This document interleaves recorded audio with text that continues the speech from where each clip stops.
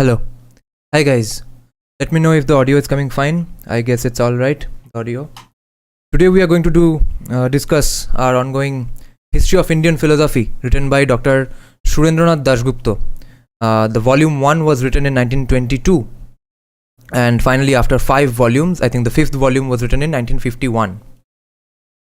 Hello. Yeah. Audio seems to be fine, right?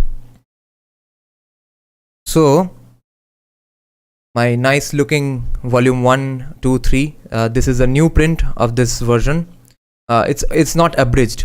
Everything is same here. Whatever there was in the 5 volumes initially is there in these 3 volumes as well. Now this volume 1 of this new series by a new publisher encompasses the first 3 volumes in the original book series. Okay. In the original 1, 2, 3 were a little shorter books. So they have squeezed all that and turned it into this gigantic 1 volume. Then 2 is, as you can see behind me, 2 is a little thinner than this. And the third one is a little thicker than all of this. So that is basically what used to be the volume 5 of the first 5 volume history of Indian philosophy. And thank God, Nityanand Mishra ji, who is the gigantic Sanskrit scholar and also a very profound tech guy, he had shared this. I think someone gifted it to him or something. He posted it on Facebook and I immediately decided to buy it. And someone donated the money, one of my viewers, Abhinag. And I was thinking that I've never heard of this man who wrote this, Surendranath Dasgupta. Later I learned that he's a famous scholar. And Ifin is saying, dude, show all 3 books, at least the index pages. Yeah, I'll show. And so Nityanand Mishra ji said that this is going into my latest library, etc. So this is from Rupa publication. See what beautiful artwork. All 3 of them look the same. And today we will start from the Upanishad chapter, because earlier in the last 2 live streams when we were discussing history of Indian philosophy from the Indian Ministry of Culture website, because it's available there for free as well, for free to read. That in that website we had started the Upanishads chapter, but obviously we need a recap. So as a recap and as a distinct start to a different chapter, we will start it again, the 3rd chapter called the Upanishads. And today we will do just 1 hour of live stream now, and maybe from 12 again we will do. And so check out some of the pages and stuff, index, etc. Wait, volume 1, 2, 3 all in one book. Yeah, dekho. And it starts off with that quote. He had said, we had read this in the first live stream as well of history of Indian philosophy. You all need to check out my entire playlist. There I'm going to put this all up in a series. This is the 3rd live stream discussing history of Indian philosophy.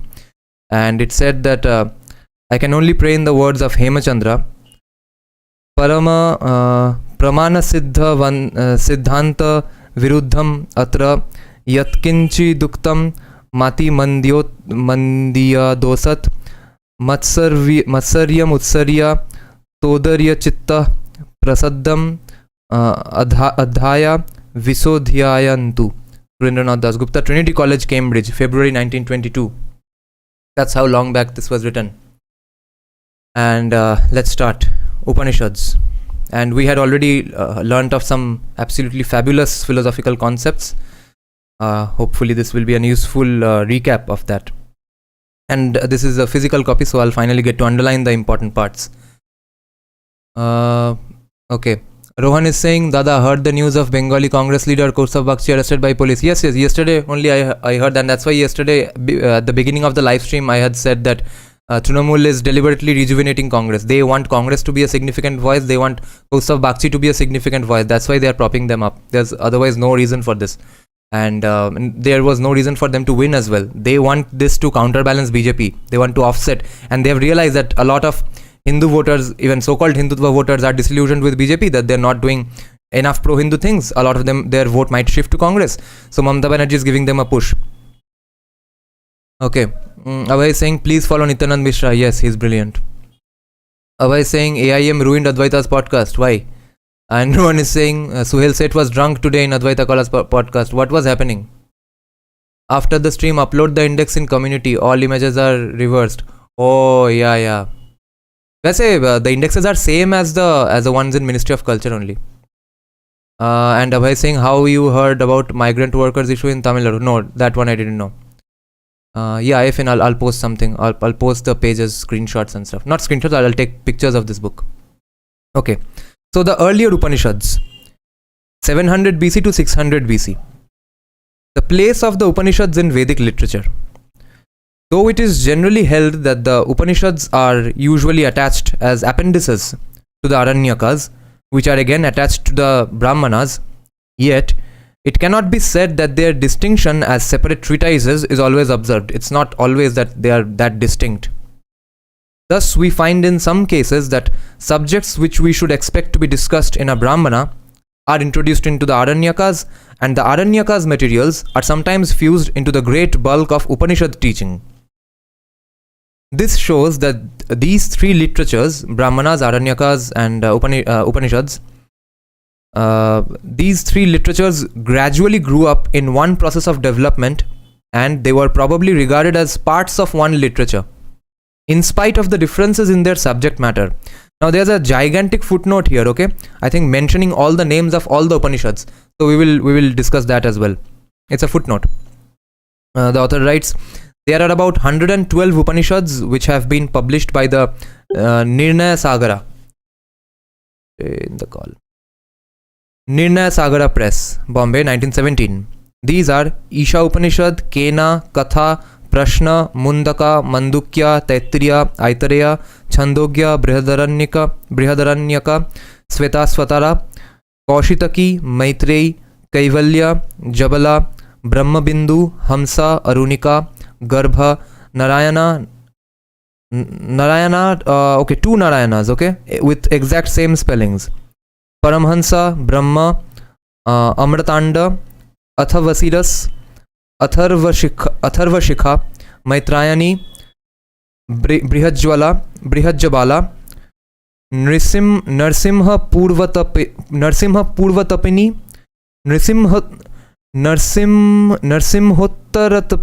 Narsimhottaratapani, Kalagnirudra, Subala, Surika, Yantrika, Sarvasara, Niralamba, Sukarahasya, Vajrasuchika, Tejobindu, Nadabindu, Dhyanabindu, Brahma Vidya, Yoga Tattva, Atmabodha, Narada Parivrajaka, Trishiki, 112 Upanishads, Trishiki Brahmana, Sita, Yoga Chudamani, Nirvana, Mandala Brahmana, Dakshinamurti, Sarabha, Skanda, Tripadvi Bhuti Mahanarayana, Tripadvi Bhuti Mahanarayana, it's one word. Advayataraka, Rama Rahasya, Rama Purvatapini, Ramottaratapani, Vasudeva, Mudgala, Shandilya, Paingala, Bhikshuka, Maha, Sariraka, Yogashikha, Turyatita,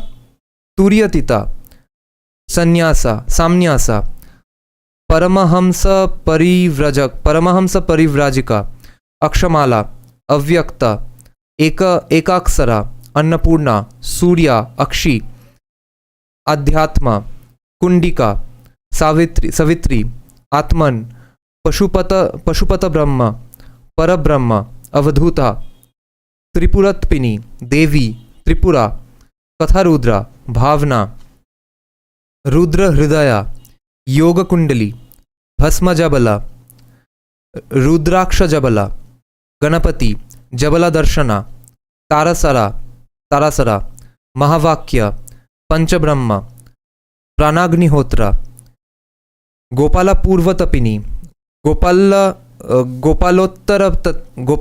Tapini, Krishna, okay, all the Purva and Uttara, Krishna, Yagyavalkya, Varaha, Satyayanya, Hayagriva, Dattatreya, Garuda, Kalishantarana, Jabali, Saubhagya Lakshmi, Saraswati Rahasya, Pavracha, Muktika. The collection of Upanishads translated by Darashiko, Aurangzeb's brother, contained 50 Upanishads. The Muktika Upanishad gives a list of 108 Upanishads. With the exception of the first 13 Upanishads, most of them are more or less later date. The Upanishads dealt with in this chapter are the earlier ones, 600 BC to 700 BC. उस समय का Upanishads हम discuss करेंगे आज. Amongst the later ones, there are some which repeat the purport of these. There are others which deal with the Shaiva, Shakta and the Yoga and the Vaishnava doctrines. These will be referred to in connection with the consideration of those systems in volume 2 of this book. The later Upanishads, which only repeat the purport of those dealt with in this chapter, do not require further mention. ठीक है, ये ऐसा ही note है. Some of the later Upanishads were composed even as late as the 14th or the 15th century. Some of them are overlaps with Puranas also, I think, because same नाम है. Garuda दिया है, Skanda दिया है. Okay. Let's see. क्या क्या नाम आया, क्या क्या comment आया. A finishing Allahu Ram doesn't make sense. चिन्मय कुछ लिख के हटा दिया. Rohan is saying this year in Bengal major violence can erupt because 2024 Lok Sabha election is coming. Yeah. Abhay is saying watch ex-Muslim Sahil's channel where he created new azan to understand. Stay away from voting, isn't going to make difference anyway. Keep weapons ready for self-defense. Okay. Now finally into the chapter. Deussen, a famous philosopher, Deussen supposes that the principle of this division, वो जो हम differences पढ़ रहे थे कि Aranyakas, Upanishads and Brahmanas are how distinct are they, उसके बारे में discussion हो रहा है. Deussen supposes that the principle of this division was to be found in this, that the Brahmanas were intended for the householders, the Aranyakas for those who in their old age withdrew into the solitude of the forests, Vanaprastha, and the Upanishads for those who renounced the world to attain ultimate salvation by meditation, the sannyasi phase. Whatever might be said about these literary classifications, the ancient philosophers of India looked upon the Upanishads as being of an entirely different type from the rest of the Vedic literature, as dictating the path of knowledge, Gyan Marg, as opposed to the path of works, Karma Marg, which forms the content of the latter, which forms the content of the Vedic literatures. Karma Marg is Vedic, and for Upanishads are giving you the Gyan Marg. It is not out of place here to mention that the orthodox Hindu view holds that whatever may be written in the Veda is to be interpreted as commandments to perform certain actions, that is vidhi, or prohibitions against committing certain others, nishedha. Even the stories or episodes are to be so interpreted that the real objects of their insertion might appear as only to praise the performance of the commandments and to blame the commission of the prohibitions. तो वो commandments कितना अच्छा है वो बोलने के लिए भी बहुत कुछ लिखा गया है. The stories and episode appear to be interpreted that the real objects of their insertion appears to be only to praise the performance of those commandments. No person has any right to argue why any particular Vedic commandment is to be followed, because no reason can ever discover that. Reason can't discover that. And it is only because reason fails to find out why a certain Vedic act leads to a certain effect that the Vedas have been revealed as commandments and prohibitions to show the true path of happiness. This is why Darashiko, according to Darashiko at least, this was in alignment with some Quranic philosophies apparently. The Vedic teachings belongs therefore to that of the Karma Marg, or the performance of Vedic duties of sacrifice, etc. The Upanishads, however, do not require the performance of any action, but only reveal the ultimate truth and reality, a knowledge of which at once emancipates a man. Readers of Hindu philosophy are aware that there is a very strong controversy on this point between the adherents of the Vedanta Upanishads and those of the Veda. For the latter because the latter, that is the followers of Vedanta, followers of Veda, they seek in analogy to the other parts of the Vedic literature. For the latter seek in analogy to the other parts of the Vedic literature to establish the principle that the Upanishads should not be regarded as an exception, but that they should be also interpreted in the way that they be held out as commending the performance of duties. Even Upanishads are in a way a description of duties according to the people of Vedic literatures as opposed to Vedanta.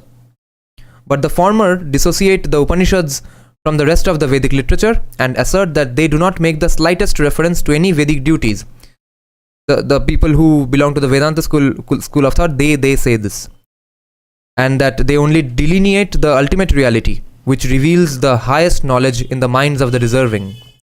Shankara, the most eminent exponent of the Upanishads, holds that they are meant for such superior men who are already above worldly or heavenly prosperities, and for whom the Vedic duties have ceased to have any attraction, and for whom, wheresoever there may be such a deserving person, be he a student, a householder, or an ascetic, for him the Upanishads have been revealed for his ultimate emancipation and the true knowledge.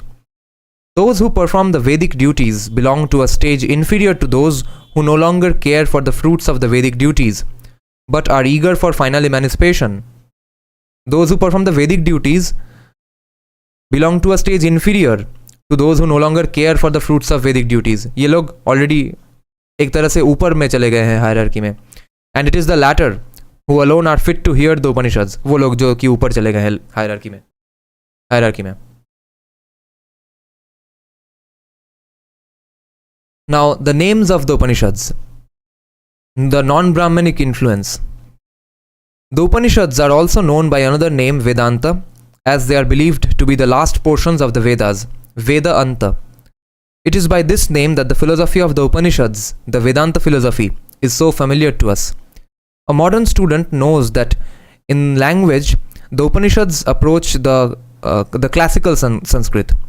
The ideas preached also show that they are the culmination of the intellectual achievement of a great epoch. As they thus formed the concluding parts of the Vedas, they retained their Vedic names, which they took from the name of the different schools of thoughts and the branches, or the shakha, among which the Vedas were studied. Thus, the Upanishads attached to the Brahmanas of the Aitareya and Kaushitaki schools are called respectively Aitareya and Kaushitaki Upanishads. Those of the Tandins and Talavakaras of the Samaveda are called the Chandogya and Talavakara or Kena Upanishads. Those of the Taittiriya school of the Yajurveda form the Taittiriya and Mahanarayana of the Katha school of Kataka, of the Maitrayani school, the Maitrayani Upanishads.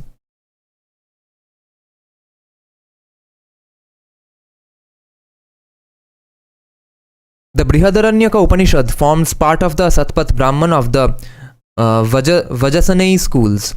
The Isha Upanishad also belongs to the latter school. But the school to which the Shvetashvatara belongs cannot be traced and has probably been lost. The presumption with regard to these Upanishads is that they represent the enlightened views of the particular schools among which they flourished and under whose names they passed. उसका evolution होके ये लोग उपनिषद लिख डाले थे. A large number of Upanishads of a comparatively later age were attached to the Atharva Veda, most of which were named not according to the Vedic schools but according to the subject matter with which they dealt. It may not be out of place here to mention that from the frequent episodes in the Upanishads in which the Brahmins are described as having gone to the Kshatriyas for the highest knowledge of philosophy, as well as from the disparateness of the Upanishad teachings from that of the general doctrines of the Brahmanas, जो कि इतना differences है between the doctrines of the Upanishads and the doctrine of the Brahmanas, and from the references to the existence of philosophical speculations amongst the people in Pali works, it may be inferred that among the Kshatriyas in general, there existed earnest philosophic enquiries, which must be regarded as having exerted an important influence in the formation of Upanishad doctrines. Kshatriyas प्रश्न पूछ रहे थे कि ये क्या है, वो क्या है, इस बारे में आपका क्या ख्याल है, etc. There is thus some probability in the supposition that though Upanishads are found directly incorporated with the Brahmanas, it was not the production of the growth of Brahmanic dogmas alone, but that non-Brahmanic thought as well must have either set the Upanishad doctrines afoot or have rendered fruitful assistance to their formulation and cultivation, though they achieved their culmination in the hands of the Brahmins. किया है ब्राह्मणों ने ही, but the influences have come from non-Brahminic sources. Okay, let's check out some comments. बहुत सारा comment आ गया. Okay, Nihilist is saying, will you do that elst book next Thursday? No, Nihilist, that book is too long. So Thursdays are for paper discussions. Thursdays are for paper discussions. तो 250 page का तो paper हम discuss नहीं कर पाएंगे, उसके लिए बहुत वीक्स लग जाएगा. तो since it's a book, we will discuss in the book days after we are done with these books. For now, just keep suggesting papers only. 30-40 page का पेपर होगा तो ठीक रहेगा. Shravya is saying she is a woman in she does book reading too. Wow, it seems like finally more Indic wingers are reading books and the right books. Yes. Okay, nice discussion going on. Afin is saying exes are problematic if they don't keep their children named like us, will cause problem. Yeah. Okay. Okay. You all keep discussing this and I'll just keep on doing this. It's nice. 2 parallel discussions going on. बहुत IQ बढ़ रहा है सबका. और जो लोग comment कर रहे हैं इतना, वो लोग कमेंट में भी अपना डिस्कशन चला रहे हैं, प्लस ये फिलोसफी भी सुन रहे हैं. Nice. We will have to raise the bar, no, because the idea is, my idea with this live streams is that हर घर में जैसा ही दीपक चाहिए. Okay, now the sub chapter begins. Brahmanas and the early Upanishads. The passing, जो कि journey है, the passage of the Indian mind from the Brahmanic to the Upanishad thought is probably the most remarkable event in the history of philosophic thought. We know that in the later Vedic hymns, some monotheistic conceptions of great excellence were developed, but these differ in their nature from the absolutism of the Upanishads as much as the Ptolemaic and the Copernican systems in astronomy. तो Ptolemaic और Copernican systems of astronomy में जितना differences है, उतना ही differences है later Vedic texts और Upanishads में. The direct translation of Vishwakarman or Hiranyagarbha into the Atman and the Brahman of the Upanishads seems to me to be very improbable. So it's not like that the Vishwakarman and the Hiranyagarbha is the Atman and the Brahman of the Upanishads, according to this author at least. Though I am quite willing to admit that these conceptions were swallowed up by the Atman doctrine when it had developed to a proper extent. Okay, it had taken all those and then built upon it. Throughout the earlier Upanishads, no mention is to be found of Vishwakarman, Hiranyagarbha or Brahmanaspati, and no reference of such a nature is to be found as can justify us in connecting the Upanishads ideas with those conceptions. The word Purusha no doubt occurs frequently in the Upanishads, but the sense and the association that comes along with it are widely different from that of the Purusha and the Purusha Shukta of the Rig Veda. Meaning change ho gaya Purusha ka by the time the Upanishad was written.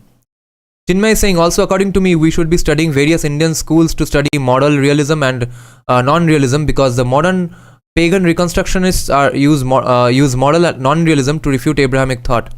Yeah.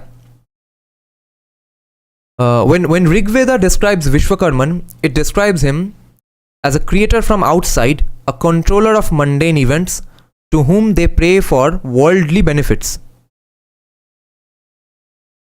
एक quotation दिया है as an example. What was the position which and whence was the principle from which the all-seeing Vishwakarman produced the earth and disclosed the sky by his might?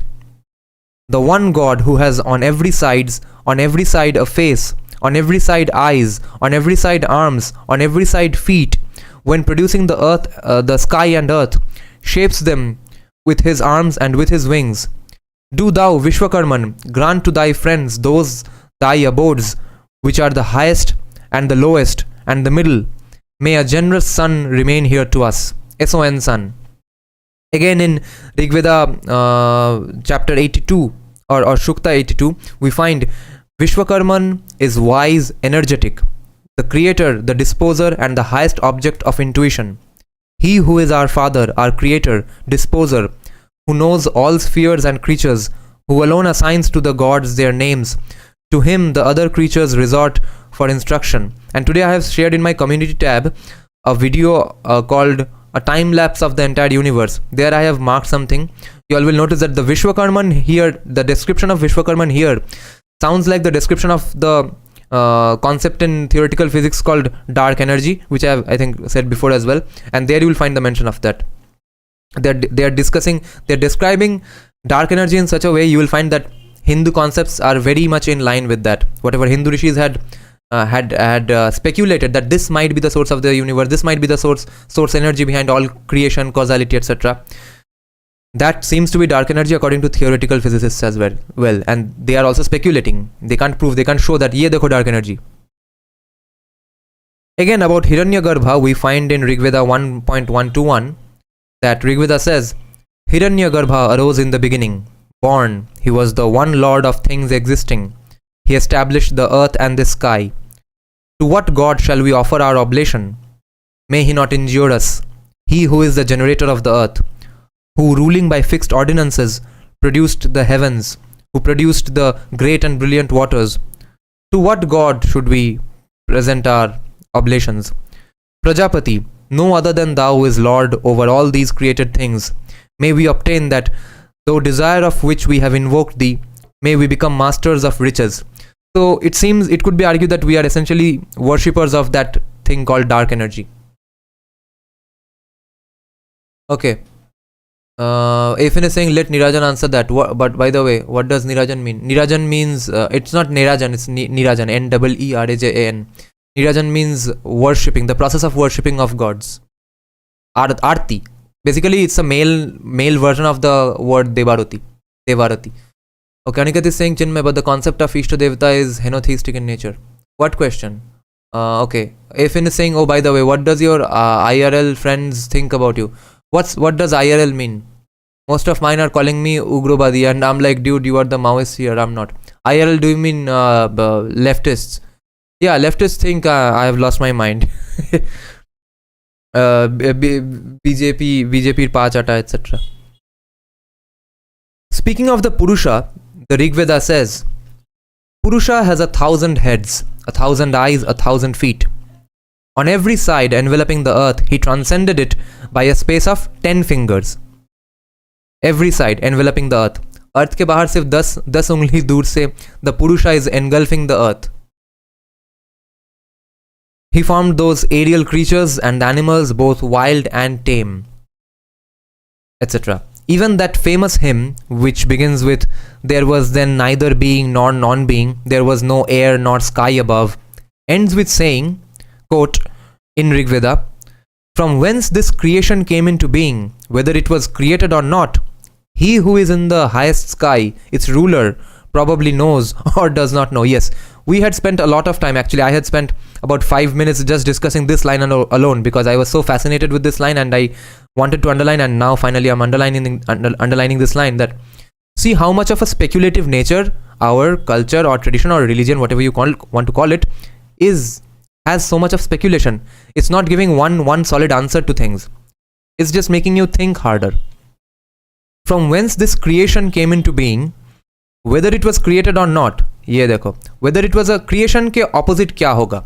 If something is not created, how is it here? It might have been an accumulation of different things. Like, according to me, at least in philosophy, in art, nothing is ever created. No song, no poetry, no philosophical concept is ever created out of the blue. It's always an accumulation or building up on top of the things you already know.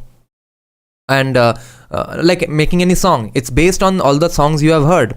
If someone has not heard the exact songs you have heard, he will make a different song. His style is different just exactly because he has not heard the exact same songs you have heard for the exact durations.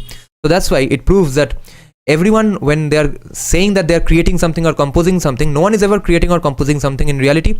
Everyone is stumbling upon some information that's already out in the ether, and that's what rishis have also said when they have said that, are we really composing the Vedic mantras and shuktas? No.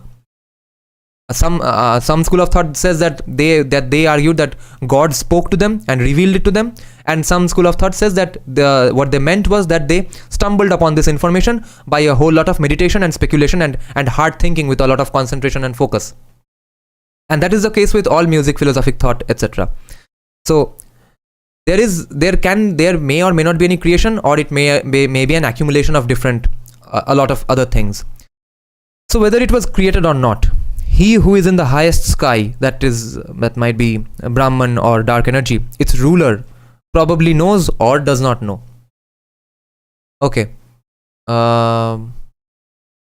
Chinmay is saying, but there is a quite Vedic concept in Tantra, is concept of Sambada, which is quite polytheistic concept and also inspired Indo-Greeks for laying foundation of pluralism. If anything, I don't think it is rational or better for us to do this. Rather learn from the rishis and go expansion mode. Being insular has caused to shrink from Afghanistan, Bangladesh, etc. Okay. Now we continue. In the Upanishads, however, the position is entirely changed. Upanishads no longer has this. It might be that, it might be this of the Vedas. Upanishads is more has gathered actually more information by then, isn't it? In the Upanishads, however, the position is entirely changed, and the center of interest there is not in a creator from outside, but in the self.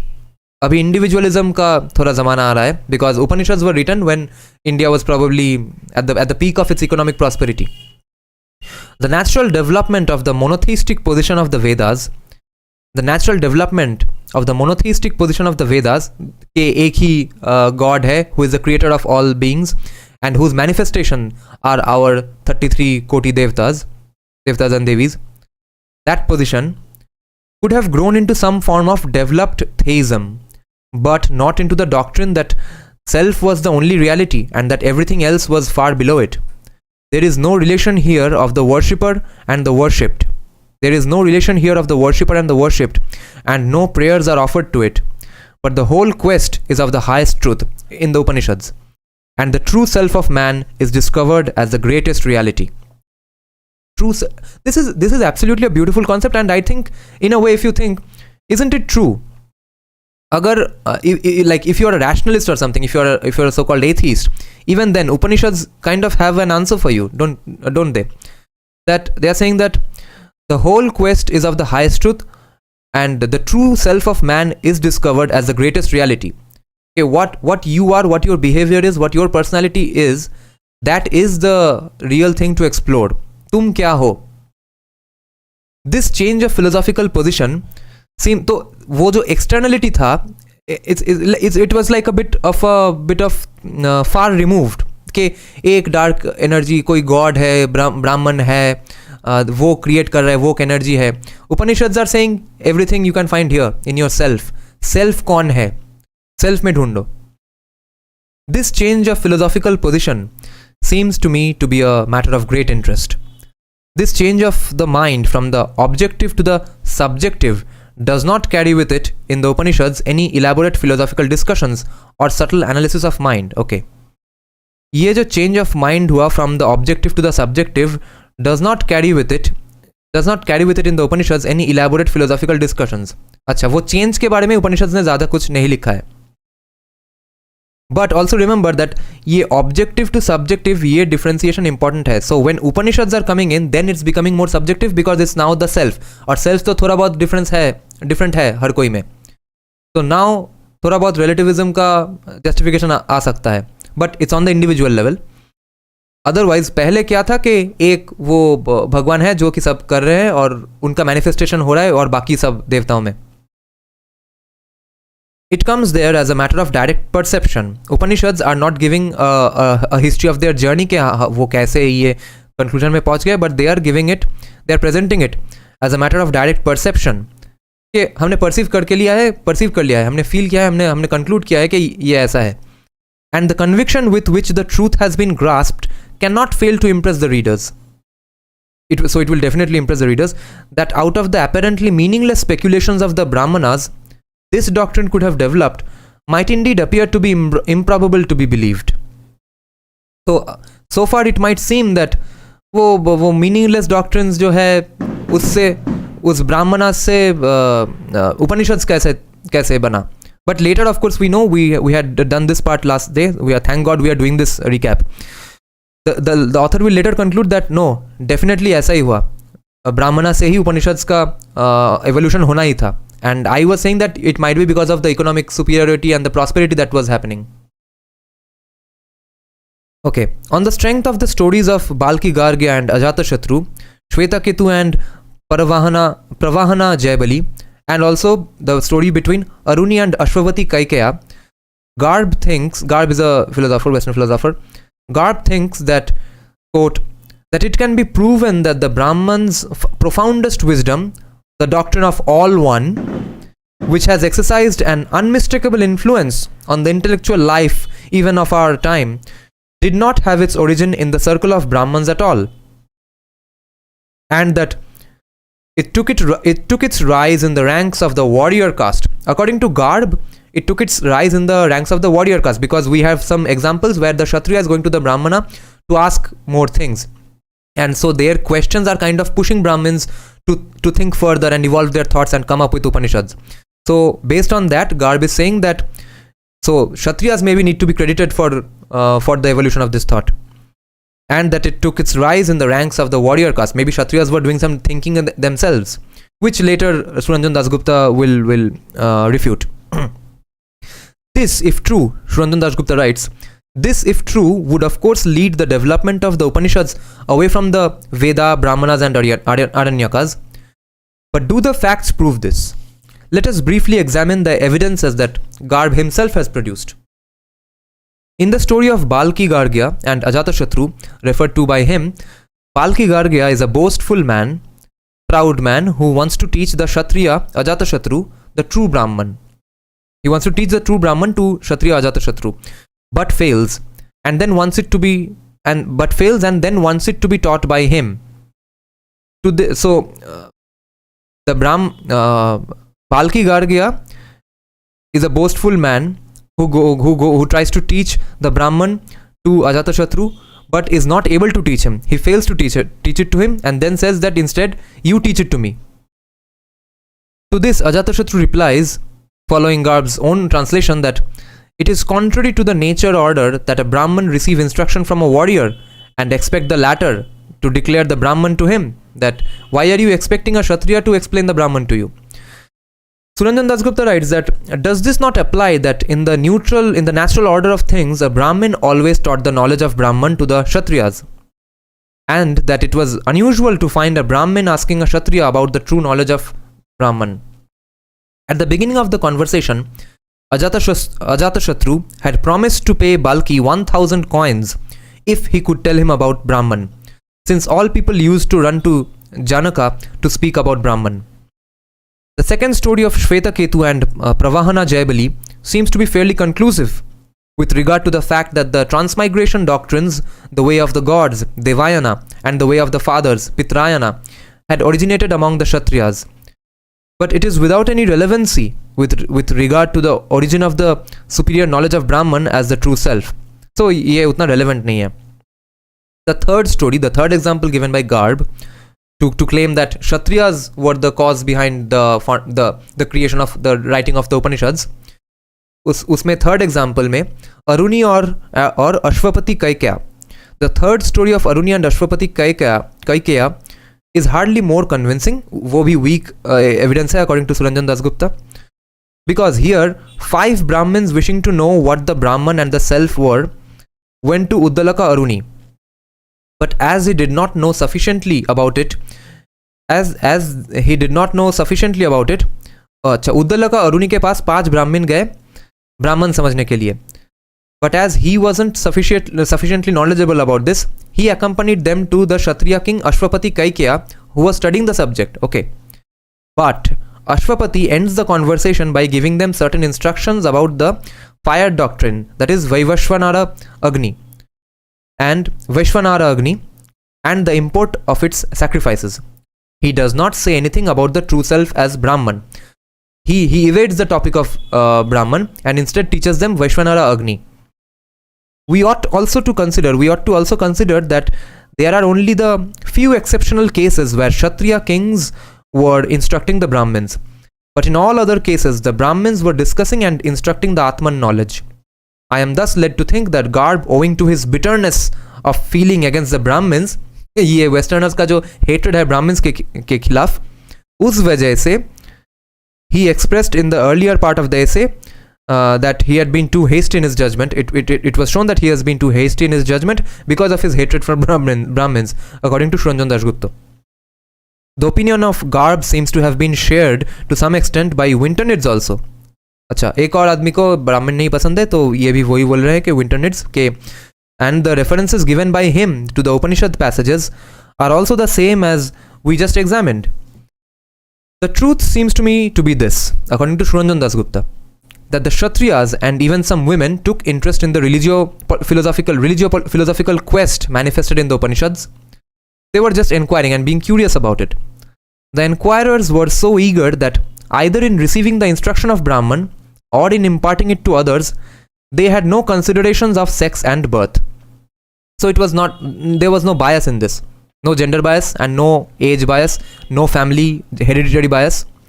And there seems to be no definite evidence for thinking that Upanishad philosophy originated among the Kshatriyas, or that the germs of its growth could not be traced in the Brahmanas and the Aranyakas, which were the productions of the Brahmins. So, Surendranath Dasgupta is concluding with full confidence here that the germs of the growth of Upanishads were definitely in the Brahmanas and Aranyakas, which were the productions of Brahmins themselves, and Upanishads are also definitely, mostly 99% are created by Brahmins. Chinmay Singh C. Akshar Purushottam Siddhant says there are 5 elements, namely Brahman, Aksha Purush, Maya, Devtas, Jiv Tattva. Yeah. Great. Chinmay Singh, please elaborate more. Please wait. I'll elaborate, please. More. Oh, wait. Okay. Nice. Great discussion going on. Aniket is saying the concept of Ishta Devta is henotheistic, but only practices most most Hindus are in practice most Hindus are polytheist. Yes. Okay. The change of the Brahmana into the Aranyaka thought is signified by a transference of values from the actual sacrifices to their symbolic representations and meditations, which were regarded as being productive of various earthly benefits. This is kind of a Hindu modernist and Hindu rationalist view as well. Okay, those yagya, etc., they don't need to be followed word for word. They are just symbolic representations of whatever other things they were trying to achieve. Thus, we find the Brihadaranyaka Upanishad that instead of a horse sacrifice, the visible universe is to be conceived as a horse and meditated upon as such. The entire visible universe is a horse. Actual horse का use जरूरत भी नहीं है, according to the Brihadaranyaka Upanishad. The dawn is the head of the horse. The sun is the eye of the horse. Wind is the life of the horse. Fire is the mouth of the horse. And the ear, Y-E-A-R, ear, the ear is its soul. Varsha. The ear is the soul of that horse, and so on. What is the horse that grazes in the field, and to what good can its sacrifice lead? The actual घोड़े को मार के क्या होगा? ये पूरा universe ही तुम्हारा घोड़ा है. तो ये you'll have to notice that this is, ये जो थोड़ा एनिमल राइट्स का जो बीज हो रहा है, ये हो रहा है बिकॉज ऑफ इकोनॉमिक प्रॉस्पेरिटी. ये बैठ के कोई सोच पा रहा है कि ये फालतू में ये घोड़े को मार के क्या होगा. That's why empathy is growing, and that always grows with economic prosperity. So this obviously shows again that Upanishads were being written when India was at the peak of its economic prosperity, and which is why they were being at the peak of their philosophical knowledge and knowledge production as well. This moving universe is the horse which is most significant to the mind. Ahaha. What a beautiful concept. This moving universe is the horse which is most significant to the mind, and the meditation of it as such is the most suitable substitute of the sacrifice of the horse, the mere animal. वो जंतु को छोड़ो, concept को लेकर सोचो and meditate upon it. Thought activity, thinking, etc., as meditation is here taking the place of an external worship in the form of sacrifices. Okay, yeah. Sacrifices, yagya वगैरह जो थे, which were external worships, that is being replaced by thought activity and meditation. The material substances and the most elaborate and accurate sacrificial rituals, vidhi and samagri vagara, they were lost their value, and bare meditations took their place.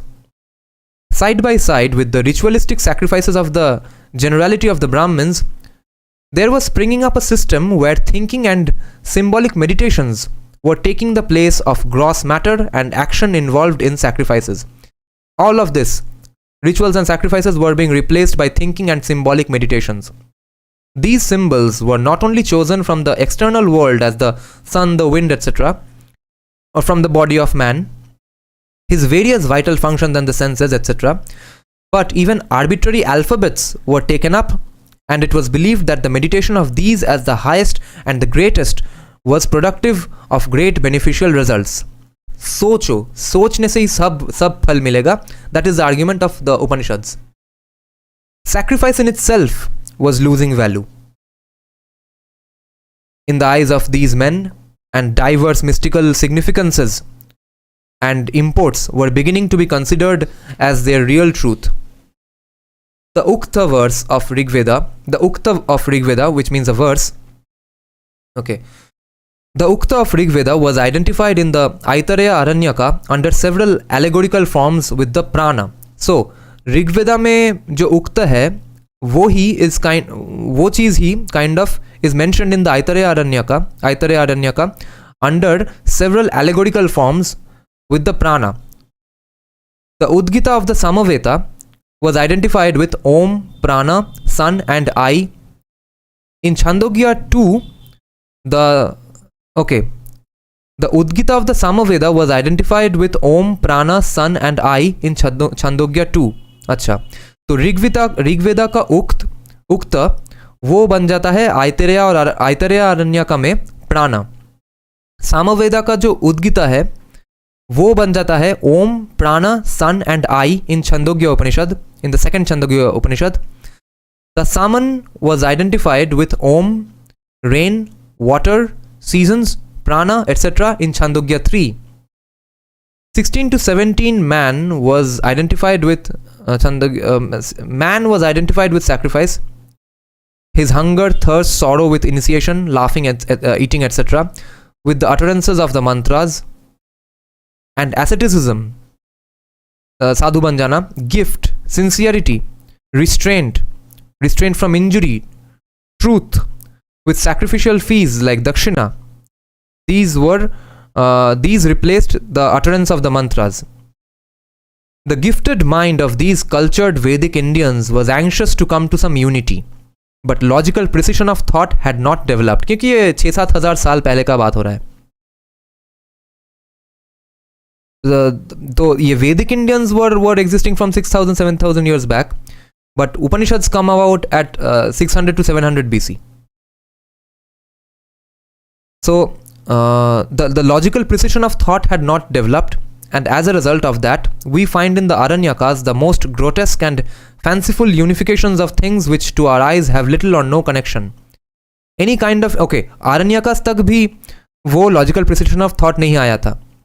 Any kind of instrumentality in producing an effect, any kind of instrumentality, कोई भी causality in producing an effect was considered as pure identity. Thus, in Aitareya Aranyaka 2 verse 213, we find, quote, then comes the origin of food. The seed of Prajapati are the gods. The seed of gods is rain. The seed of rains is herbs. The seed of herbs is food. The seed of food is seed. The seed of seed is creatures. The seed of creatures is the heart. The seed of the heart is the mind. The seed of the mind is speech. The seed of speech is action. मुंह खोलने से पहले थोड़ा काम वाम तो कर लो. The act done is this man. The act done is this man, the abode of the Brahman. The word Brahman, according to Shayanacharya of the Vijayanagar Empire, that is, the word Brahman, according to Shayana, meant mantras, magical verses, the ceremonies, the Hotra priest, the great. So here Brahman, Shayanacharya is saying here Brahman means the ceremonies, the mantras, the Hotra priest and the great. Hillebrand, a Western philosopher, points out that it is spoken of in Rig Veda as being new, as not having hitherto existed, that Brahman, and as coming into being from the fathers. That Brahman is coming into being from the fathers.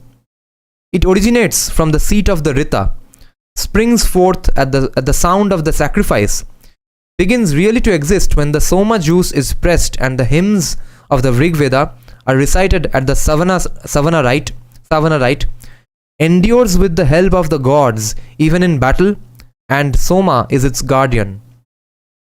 On the strength of these, Hillebrand justifies the conjecture of Hogg, another Western philosopher, that it signifies a mysterious power which can be called forth by various ceremonies, and his definition of it as the magical force which is derived from the orderly cooperation of the hymns, the chants, and the sacrificial gifts. Now, Surendranath Dasgupta is saying that I am disposed to think that this meaning is closely connected with the meaning as we find it in many passages in the Aranyakas and the Upanishads.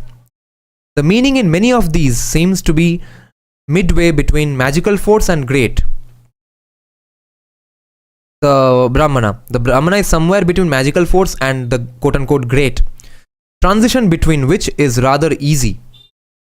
Even when the sacrifices began to be replaced by meditations, the old belief in the power of the sacrifices still remained. And as a result of that, we find that in many passages of the Upanishads, people are thinking of meditating upon this great force Brahman as being identified with diverse symbols, natural objects, parts and functions of the body. Chinmay is saying, observed that many sages had various ways of defining arguments of Brahman. Yeah, that is what we are noticing here basically. एक minute थोड़ा पानी P लेने दो.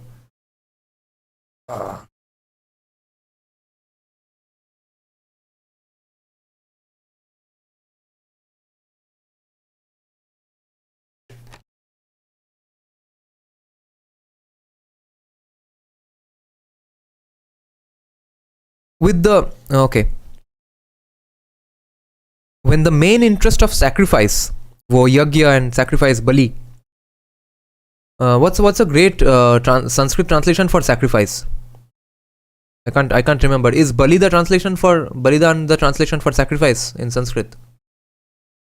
When the main interest of sacrifice was transferred from its actual performance in the external world to certain forms of meditation, ये जो transition जब हुआ, we find that the understanding of particular allegories, metaphors, etc. of sacrifice having a relation to particular kinds of bodily functions was regarded as Brahman, without a knowledge of which nothing could be obtained. Interesting. Body पे बहुत focus बढ़ रहा है. Mind, अगर Brahman is in the body. Ekam satya vipra bahuda vadanti. The fact that these allegorical interpretations of the Panchagni Vidya, the fact that these metaphorical allegorical interpretations of the Panchagni Vidya are so much referred to in the Upanishads as a secret doctrine. Panchagni Vidya is referred to in the Upanishads as a secret doctrine, shows that some people came to think that the real efficacy of sacrifices depended upon such meditations. वो meditation नहीं करोगे तो वो sacrifice का effect भी नहीं होगा. When the sages rose to the culminating conception that he is seminal work जब हो रहा है, that he is really ignorant who thinks, that person is really ignorant who thinks the gods to be different from him. जो कोई भी सोचता है कि वो God से अलग है, वो ignorant है. They thought that as each man was nourished by many beasts, so the gods were nourished by each man. And as it is unpleasant for a man if any of his beasts are taken away, so it is unpleasant for the gods that men should know this great truth, that men, all kinds of humans, make up God. ये atheist जो बोलते हैं ना कि हमने ही God को बनाया है, गॉड ने हमको नहीं बनाया है. Actually Upanishad is saying the same thing. बिना आज एक कमेंट पढ़ रहा था, एक वो एक्स मुस्लिम, वो क्या है, एडम सीकर के एक वीडियो पे कमेंट किया किसी ने कि Hindus become x Hindus because they didn't read the text and Muslims become x Muslims because they read the text. तो कोई भी हिंदू एथीस्ट अगर किसी को मिले, वो बहुत बहुत घटिया एक आइडिया है. उसे पता ही नहीं कि हिंदुइज्म का कॉन्सेप्शन ऑफ गॉड क्या है, रिलीजन क्या है. बिना कुछ पढ़े ही ऐसे ही उसका जज कर लिया कि नहीं ये सब नहीं होता है, हम तो चले एथीस्ट बनने. इन द केना Upanishads we find it indicated that all the powers of the gods, such as that of Agni, the power to burn, Vayu, the power to blow and flow, depended upon Brahman. Ye power depended upon Brahman, and that it is through Brahman that all the gods and all the senses of man could work. The whole process of Upanishad thought shows that the magic power of sacrifices as associated with Rita, or unalterable law, or which we had read in the introductions, that Rita, rights, R-I-T-E-S, R-I-G-H-T-S, all are connected. So the whole process of Upanishad thought shows that the magic power of sacrifices as associated with Rita was being abstracted from the sacrifices and conceived as the supreme power. So magic power of sacrifices as associated, I'll have to read the sentence once again. The whole process of Upanishad thought shows that the magic power of sacrifices as associated with Rita was being abstracted from the sacrifices. Okay. Magic power of sacrifices which was associated with Rita, that was being separated from the sacrifices themselves and conceived as the supreme power. There are many stories in the Upanishads of the search after the nature. There are many stories in the Upanishads about what? The search after this nature after the nature of this great power. कि कहाँ पे है ये शक्ति, क्या है ये energy, जो कि फिजिक्स में शायद डार्क एनर्जी मीन करते हैं theoretical physicists. The nature of this great power, that was being speculated in the Upanishads. So there are many stories in the Upanishads of the search after the nature of this great power, the Brahman, which was at first only imperfectly realized. They identified it with the dominating power of the natural objects. अच्छा, उन्होंने क्या समझा कि they identified it with the dominating power of the natural objects of wonder, that is the sun, the moon, etc., with bodily and mental functions and with various symbolic representations, and deluded themselves for a time with the idea that these were satisfactory. Acha. So this was temporary.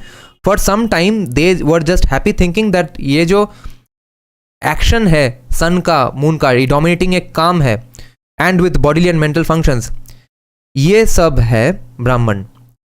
They identified the Brahman with the dominating power of the natural objects of wonder like sun and moon, etc. They identified that with bodily and mental functions and with various symbolical representations, and deluded themselves for a time with the idea that these were satisfactory. ये सब idea satisfactory है, एक वक्त में सोचा जाता था. But as these were gradually found inadequate, they came to the final solution, and the doctrine of inner self of man as being the highest truth, the Brahman originated. And that is when India reaches economic superpower position, I think. That is when these kind of thoughts come about. Okay, we will do another live stream on this at 12. Okay, now I'll have to stop. We've done this about for an hour. We are coming back at 12. Will you guys be there at 12? We'll continue the discussion. The next subchapter is called The Meaning of the Word Upanishad. What a beautiful thing. We'll pick it up from there, okay guys? Just let me know a few of you if you all will be there at 12. Otherwise, we will take it up maybe tomorrow, or I think Wednesday. बोलो के 12 बजे रहोगे क्या? Then we will discuss this. Let me know, then I'll go offline.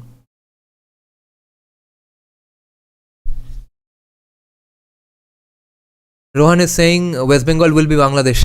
Sometimes I think West Bengal should become Muslim majority state, because I want to see how Bengali commies can survive in Islam majority state. How Bangladeshi commies are surviving usi tarah. Afin is saying removing belief means rejection of bhakti mark, but still karma, jnana, etc. remains. Yes. So they are mostly fools who see Hinduism through the lens of an Abrahamic position. Yes. This is the thing I realized just about 1 or 2 years back. To be honest, even I used to do. Yeah, even I. We are there at 12. Shravya is saying I'll be there. Chinmay is saying okay. Okay. Then we'll do at 12. Meaning of the word Upanishads is going to be fascinating. So thanks a lot for joining now, guys. See you at 12. Bye-bye.